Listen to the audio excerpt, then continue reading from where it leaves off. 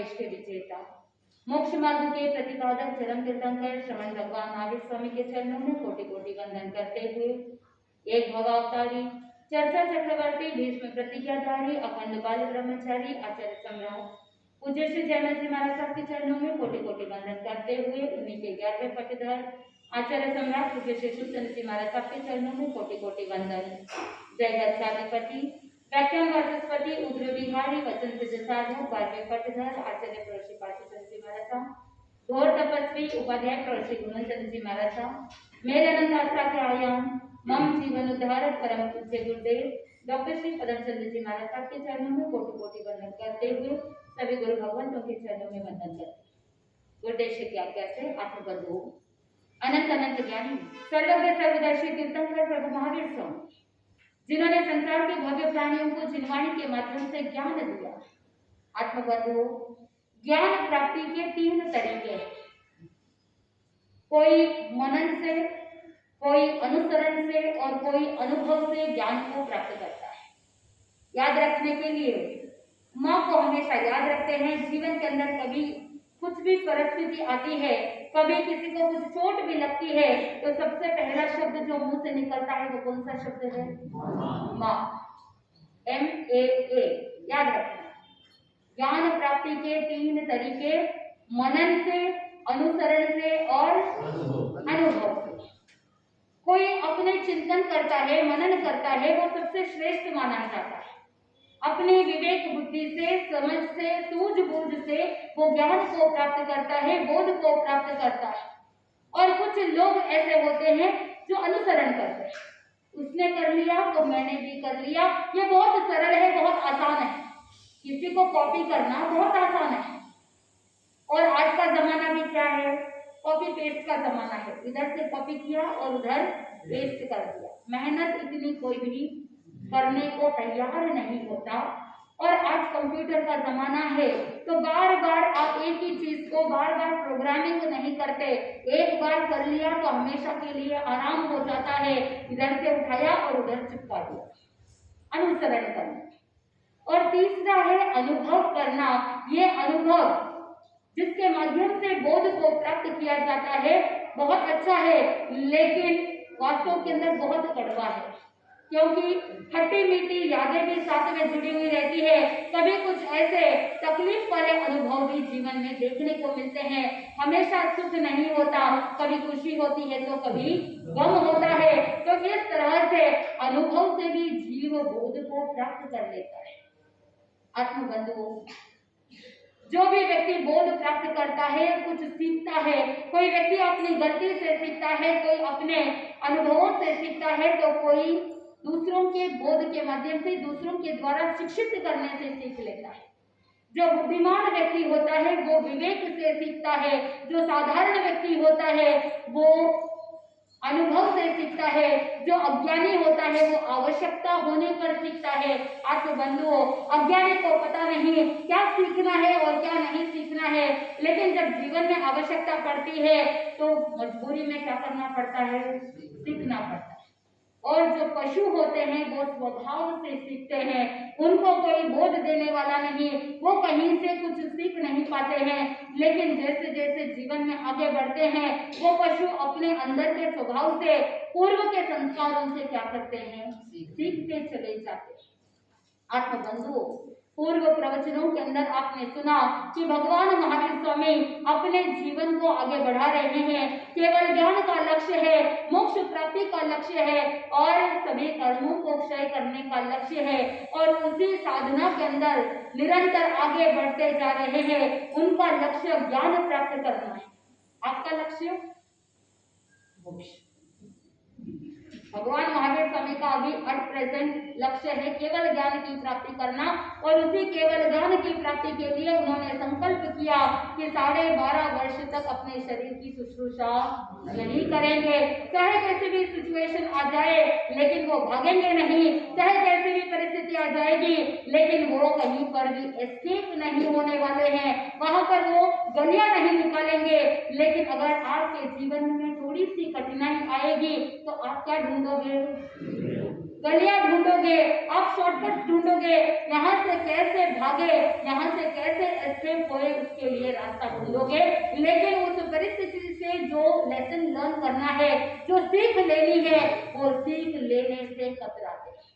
आत्मबंधु, भगवान महावीर स्वामी के साथ कौन है? गोशालक अपने दुराचार के कारण से, अपने विकार के कारण से, अविवेक के कारण से हर जगह पर अपमान हो रहा है, हर जगह पर उसका तिरस्कार हो रहा है, बार बार पिटाई हो रही है। अब देखना यह है कि गौशालक को सीख मिलती है या नहीं मिलती है। क्या गौशालक कुछ ज्ञान प्राप्त कर पाएगा? क्या गौशालक कुछ शिक्षा को प्राप्त कर पाएगा? ये हमें देखना है। प्रभु महावीर स्वामी का चौथा चातुर्मास कहाँ पर हुआ? कृष्ण चंपा में हुआ। वहां पर प्रभु ने चौमासी तप किया और वहां से विहार करके भगवान कयंगला नगरी तक पहुंच गए। आत्मबंधु, कयंगला नगरी कुछ पुस्तकों के अंदर आता है कृत मंगल नगर। चाहे कृत मंगल नगर कह दो या कयंगला नगरी कह दो, दोनों एक ही है। उस कयंगला नगरी में वहां पर एक दरिद्र तेरा नाम का एक पाखंडी रहता था और उस पाखंडियों का वहां पर बाग के मध्य में एक कुलदेव का देवालय था। वहां पर कुलदेव की प्रतिमा स्थापित की हुई थी और उसी देवालय के अंदर भगवान महावीर स्वामी पधारे और एक कोने में जाकर के ध्यान में अवस्थित हो गए। आत्मबंधु, रात्रि का समय, उस दिन धीरे धीरे पानी की बूंदें भी गिर रही थी, ठंडी ठंडी हवाएं भी चल रही थी। माघ का महीना था और इस माघ के महीने में कड़कड़ाती ठंडी, उसकी असह्य और दुखदायक जो वेदना है, उस ठंडी को सहन करना बहुत दुष्कर था। आत्मबंधु, उस माघ महीने के अंदर जो दरिद्र तेरा वाले जो पाखंडी लोग थे, उस कुलदेव की उपासना करने वाले कुछ उपासक एक उत्सव मना रहे थे। रात्रि के समय में अनेक स्त्री पुरुष मिल करके नाच गान कर रहे थे, वाद्य यंत्रों को बजा बजा करके धर्म जागरण कर रहे थे। इधर भयंकर ठंडी, भगवान महावीर स्वामी तो ध्यान में मग्न थे, लेकिन गौशालक से वो ठंडी सहन नहीं हुई। अब क्योंकि ठंडी से परेशान है, उसे ये सारा नाचना गाना बजाना अच्छा नहीं लगा। और उसकी चंचल प्रकृति तो आपको पता ही है कि वहां पर वो बोले बिना रहे नहीं। वो गौशालक उन सभी उपासकों की निंदा करने लग जाता है।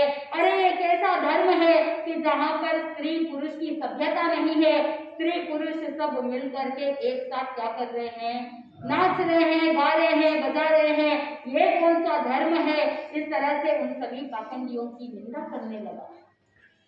उन उपासकों ने, उन लोगों ने जब गौशालक की बातें सुनी, उनको क्रोध आया और क्रोध के कारण से उस गौशालक को उस देवालय से बाहर निकाल दिया। आत्मबंधु, प्रभु महावीर स्वामी तो ध्यानस्थ खड़े हैं, उनको कहीं भी किसी भी वातावरण से कोई लेना देना नहीं था। इधर गौशालक को देवालय से बाहर निकाल दिया गया, बाहर कड़कड़ाती ठंडी है, उससे सहन नहीं हो रहा है। और लोगों ने जैसे गौशालक की दशा देखी, उनके मन में उसके प्रति दया की भावना जागी और सोचा कि देखो ये तो शिष्य जो है, ये इन देवालय के शिष्य है, ये तो बड़े महात्मा नजर आते हैं, कम से कम इसको क्या कर दे, उन महात्मन के कारण से इसे क्या कर दो, अंदर ले। गौशालक को वापस अंदर लिया। अब इतना सब कुछ हो गया, फिर भी वो अपनी प्रकृति से बाज नहीं आने वाला। गौशालक फिर से उन सभी पाखंडियों की निंदा करने लगा, अनसठ बोलने लगा और उसे सुनते ही युवक उत्तेजित हुए और उसे पीटने के लिए दौड़े और वहां से मार पीट करके वापस क्या किया, देवालय से बाहर निकाल दिया। एक तरफ गुस्सा आता है उन लोगों को, तो क्या करते हैं, गौशालक को देवालय से बाहर निकाल देते हैं। फिर वो जब तड़पता है ठंडी के अंदर, उस पर अनुकंपा आती है और फिर से वापस अंदर ले लेते हैं। एक बार, दो बार, तीन बार ऐसे ही हुआ और चौथी बार जब गौशालक कुछ अनसठ बोलने लगा, निंदा करने लगा, उस समय लोग उसे वापस बाहर निकालने की कोशिश कर रहे थे और उसी समय एक वृद्ध व्यक्ति ने कहा कि भाई तुम इसकी बातों को क्यों सुनते हो, इसकी बातों को अनसुना कर दो, इसे अवॉइड कर दो, इसे तवज्जो देने की कोई जरूरत नहीं है। तुम वाद्य यंत्रों को इतनी जोर से बजाओ कि इस गौशाला की आवाज भी हमारे कान तक नहीं पड़े, बिल्कुल भी सुनाई नहीं दे, ऐसे बाजों को इतना जोर से बजाओ। आत्मबंधुओं, उस वृद्ध व्यक्ति की बातें सुनी और वहां पर वाद्य यंत्र इतने जोर जोर से बजने लगे, लेकिन प्रभु महावीर स्वामी तो ध्यान मग्न थे, उनको कहीं से भी कोई डिस्टरबेंस नहीं हो रहा था। वही अगर आपको थोड़ा सा आपके बाजू में बैठ करके कोई जोर से थोड़ा सा पढ़ ले या कोई थोड़ा सा जोर से बात करे, तुरंत आप क्या कहोगे? क्या कहोगे? आप उन्हें कह दोगे कि शांत रहो, मुझे डिस्टर्ब हो रहा है। मुझे गुरुदेव डॉक्टर श्री पदम चंद्र जी महाराज साहब के मुखारबिन से एक सत्य घटना सुनी थी। एक घर के अंदर एक दादाजी और पोता दोनों रहते हैं और माता पिता कुछ कारण से कुछ काम से बाहर गए हुए। इधर वो छोटा सा बालक अंदर बैठ करके पढ़ाई कर रहा था और ग्रुप स्टडी के लिए उसका मित्र भी अंदर घर में आया हुआ था। दोनों बैठ करके पढ़ रहे थे। इधर दादाजी टीवी देख रहे हैं, थोड़ा सा वॉल्यूम तेज है। एक बार वो पोता बाहर आता है, दादाजी को कहने लगता है कि दादाजी मैं पढ़ाई कर रहा हूँ, मुझे डिस्टर्ब हो रहा है, आप प्लीज क्या करो, वॉल्यूम कम कर दो। वो पोता अंदर गया, दरवाजा बंद था। दादाजी ने सोचा कि ये तो ऐसे ही बोल रहा होगा, क्योंकि दरवाजा बंद है, इतनी आवाज अंदर जाती नहीं। दूसरी बार ऐसे ही पोता वापस आता है और तीसरी बार वो बच्चा आकर के दादाजी के सामने रिवॉल्वर लेकर के खड़ा हो जाता है और कहने लगता है कि दादाजी अगर वॉल्यूम नहीं कम करेंगे तो शूट कर दूंगा। आत्मबंधुओं, ये किस तरह के संस्कार है? माता पिता को सिखाना चाहिए कि चाहे कैसा भी डिस्टरबेंस हो, चाहे कैसी भी परिस्थिति हो, स्वयं के पढ़ाई के अंदर क्या होना चाहिए? फोकस होना चाहिए। जब व्यक्ति की एकाग्रता इतनी अच्छी हो जाती है, व्यक्ति का कंसंट्रेशन इतना अच्छा हो जाता है, तो उसके सामने अगर ढोल भी बजा दे फिर भी कोई फर्क पड़ने वाला नहीं है। क्योंकि कहते हैं नाचना आवे, आप ही पूरा कर दो, नाचना आवे आंगन टेढ़ा। अब अगर सही रूप से पढ़ाई नहीं करनी है तो 10 बहाने सोचते हैं। कभी वो बच्चा आकर के माँ को कहता है कि माँ मुझे भूख लगी है, पढ़ते पढ़ते मैं थक गया, पता नहीं कौन सा पहाड़ चढ़ करके आए, और फिर थोड़ी देर में फिर से बच्चा आता है, मम्मी मुझे प्यास लगी है, अभी 10 मिनट भी पढ़ाई करते हुए हुआ नहीं, और थोड़ी देर में वो कहने लगता है कि पढ़ते पढ़ते मुझे हेडेक हो रहा है, मुझे थोड़ी देर क्या करना है, खेलने जाना। आत्मबंधुओं, जिस व्यक्ति के जीवन में लक्ष्य नहीं, वो ही इस तरह से अपने आप को डाइवर्ट करता है, डिस्ट्रैक्ट करता है। इसीलिए ज्ञानी जन ने कहा कि जिस समय जो कार्य करो उस समय 100% करना चाहिए, क्योंकि प्रभु महावीर स्वामी कहते हैं कि एक समय में एक ही काम करना चाहिए। पढ़ाई के समय में पढ़ाई, बिजनेस के समय में बिजनेस, घर के कार्य के समय में घर का कार्य, और धर्म के समय में सिर्फ धर्म कार्य। नहीं तो क्या होता है, धर्म के कार्य के टाइम में आप व्यवहार को साथ में लेकर के आ जाते हो, घर की सारी गपशप कहाँ आकर के करते हो? थोड़ा सा बोल लीजिए। फिर बोलते हो कि आप सामूहिक करते हो, प्रभु का नाम स्मरण करते हो, माला बोलते हो, लेकिन प्रभु भक्ति में मन नहीं लगता है, कंसंट्रेशन पूरा नहीं होता। फिर ऊपर से क्लेम भी करते हो कि धर्म करने के बावजूद हमें फल नहीं मिला। आत्मबंधुओं, सीख अगर लेनी है तो चिंतन ये करना है कि एक समय में एक ही काम करना है। नहीं तो ऐसा होता है कि jack of all master of none, यानी हर चीज को आप जानते हो लेकिन थोड़ा थोड़ा जानते हो, लेकिन किसी भी कार्य के अंदर एक्सपर्ट नहीं है। वही अगर आप बच्चों को सिखा दिया होता कि बेटा जो कर रहे हो उसे 100% करना है, पढ़ाई के टाइम में पढ़ाई, खेलने के टाइम में खेलना, और सोने के टाइम में बिल्कुल निश्चित होकर के सो जाना। और नहीं तो क्या होता है कि खेलते खेलते पढ़ाई सूझती है और पढ़ाई करते करते खेलना सूझता है, तो क्या होगा, ना खेल के अंदर एक्सपर्ट हो पाते हैं, ना पढ़ाई के अंदर एक्सपर्ट होता है और ना ही ज्ञान भी बढ़ता है। आप स्वयं चिंतन कीजिए कि आपका जीवन किस ओर जा रहा है। आप अपने बिजनेस के अंदर बैठे हो लेकिन मन कहीं और डोल रहा है, मन कहीं और चल रहा है, और जब घर पे आते हो तो घर पे भी क्या लेकर के आते हो, घर में भी आप ऑफिस खोल देते हो, घर में भी आप बिजनेस लेकर के आ जाते हो। तो जो परिवार को समय देना चाहिए था, जो परिवार के लिए निश्चित समय होता है, उसको भी आपने क्या कर दिया, गंवा दिया। तो ना इधर के रहे ना उधर के रहे, फिर वहीं पर संघर्ष प्रारंभ हो जाता है। इसीलिए ज्ञानी जन ने कहा कि हर परिस्थिति से सीख ले लो। वहां पर उस वृद्ध व्यक्ति ने कहा कि कुछ कुछ बातों को क्या कर देना चाहिए, कभी कभी अनसुना कर देना चाहिए, नहीं तो छोटी सी बात से बात का बतंगड़ हो जाता है, छोटी सी बात चिंगारी का रूप ले सकती है। इसीलिए कभी कभी कुछ कुछ बातों को अवॉइड कर देना चाहिए। अतः बंधुओं, लोगों ने गौशाला को अवॉइड किया और ऐसे करते करते सुबह हो गई।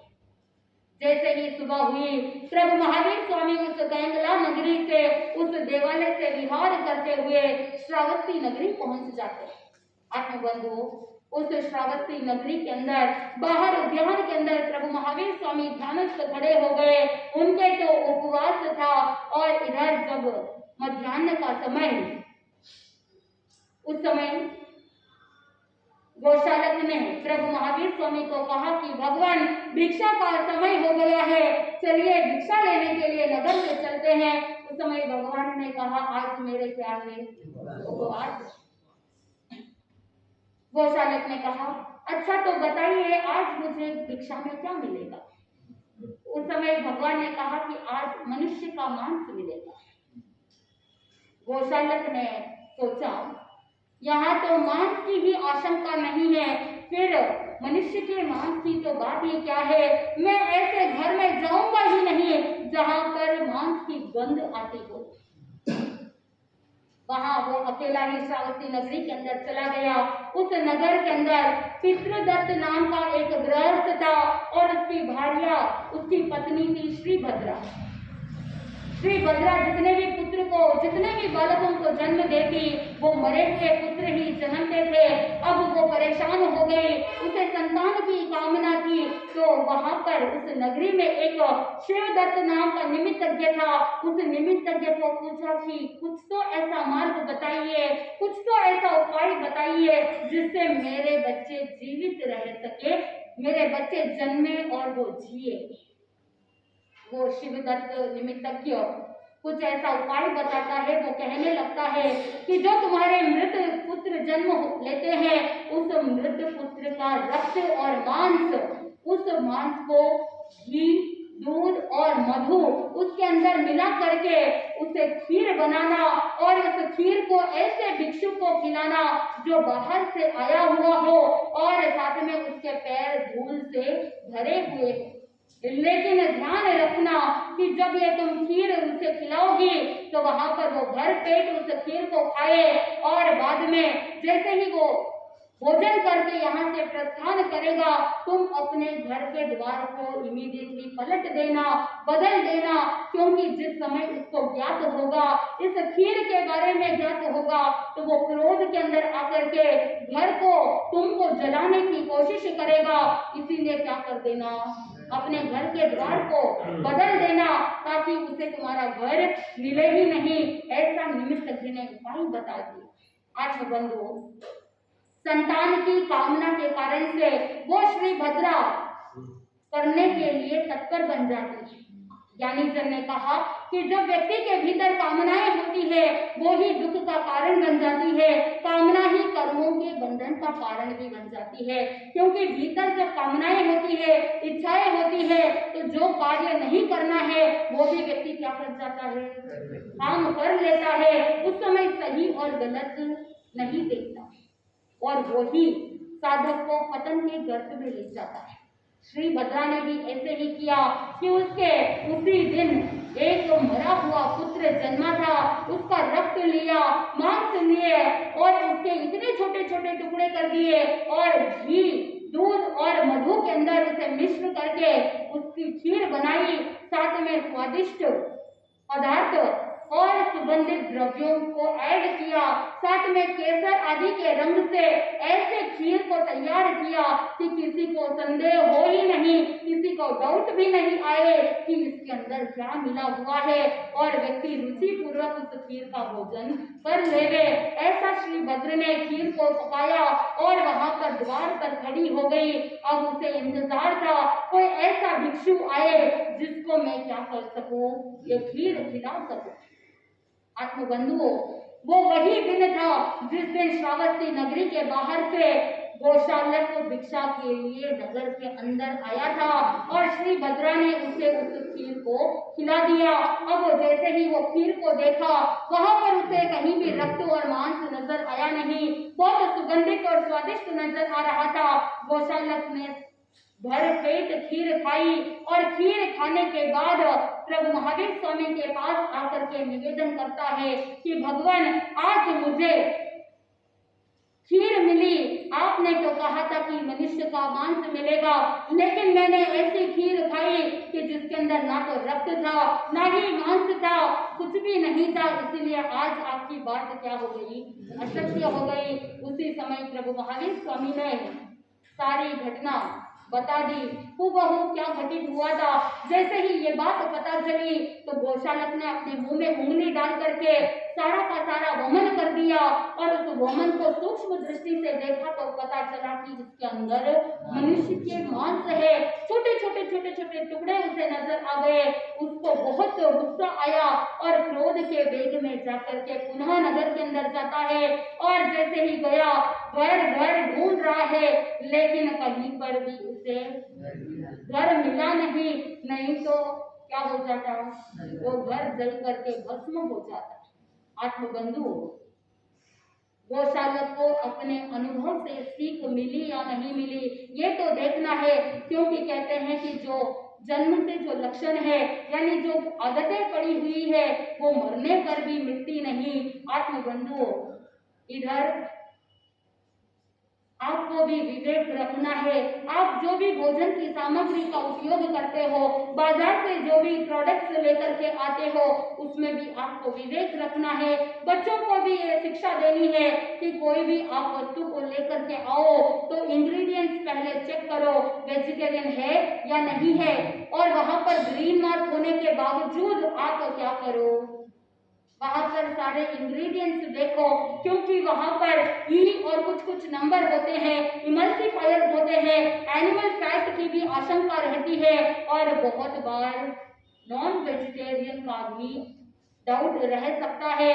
भक्ष्य अभक्ष्य का विवेक स्वयं को रखना है। हम वेजिटेरियन है तो अभक्ष्य का पूरा पूरा विवेक रखें। बाहर से कोई भी वस्तु लाते हो तो पहले से ही ध्यान रखें कि आप आज के जमाने में जो फास्ट फूड, जंक फूड की आपको आदत पड़ रही है, उसके अंदर भी आप विवेक रखो। आप जो बाहर से बटर लाते हो, बाहर से जो चीज लाते हो, उस चीज के अंदर कहीं वो एनिमल का रेनेट तो नहीं डाला हुआ है, कौन सा फैट है, कौन सा रेनेट डाल रहे हैं, इन सब का रिसर्च आपको करना चाहिए, विवेक रखना चाहिए, क्योंकि अमूमन अधिकांश जो चीज आता है उसके अंदर रेनेट रहता है और वो रेनेट जो है वो एनिमल प्रोडक्ट है। इसीलिए पूरा पूरा विवेक आपको स्वयं को रखना है। कहने के लिए वो कह देंगे कि वेजिटेरियन है, लेकिन आप स्वयं विवेक रखें, जितना ज्यादा हो सके उतना घर के अंदर ही शुद्ध भोजन का उपयोग करने का लक्ष्य रखेंगे तो इस तरह से अभक्ष्य का सेवन नहीं होगा। जैसे गोशालक को पता ही नहीं चला, आज के जमाने में व्यक्ति लोभ के कारण से क्या करता है, मिलावट कर देता है, शुद्ध प्रोडक्ट्स आते नहीं, शुद्ध सामग्री नहीं आती, तो स्वयं के विवेक से ही, स्वयं की प्रज्ञा से ही आपको क्या करना होगा, तोलना होगा। आत्मबंधु, अब इधर दूसरे ही दिन श्रावस्ती नगरी से प्रभु महावीर स्वामी विहार करते हैं और विहार करते करते पहुंच गए हलिद्दुई नगर के अंदर। एक ऐसा गांव जहां पर हलिटुक नाम का वृक्ष है, इतना बड़ा विशाल विराट वृक्ष है, और उसी वृक्ष के कारण से उस गांव का नाम रखा गया हलिटुक। हलिटुक कह दो या हलिटुई नगर कह दो, दोनों एक ही है।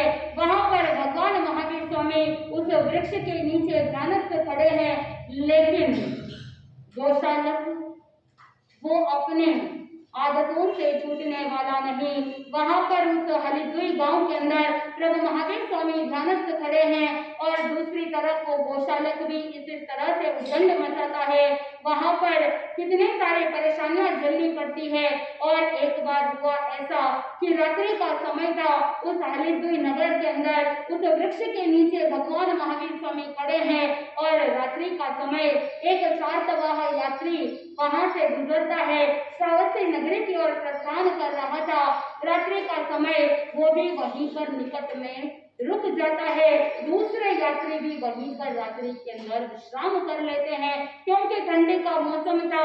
ठंडी से बचने के लिए, सर्दी से बचने के लिए वहां पर उन लोगों ने घास फूस जला दी। रात्रि का समय व्यतीत हुआ। जैसे ही सूर्य उदय होने वाला, सूर्य की पहली किरण जैसे ही आई, तो वो सातवाह और जितने भी अन्य यात्री थे वो सब वहां से प्रस्थान कर जाते हैं।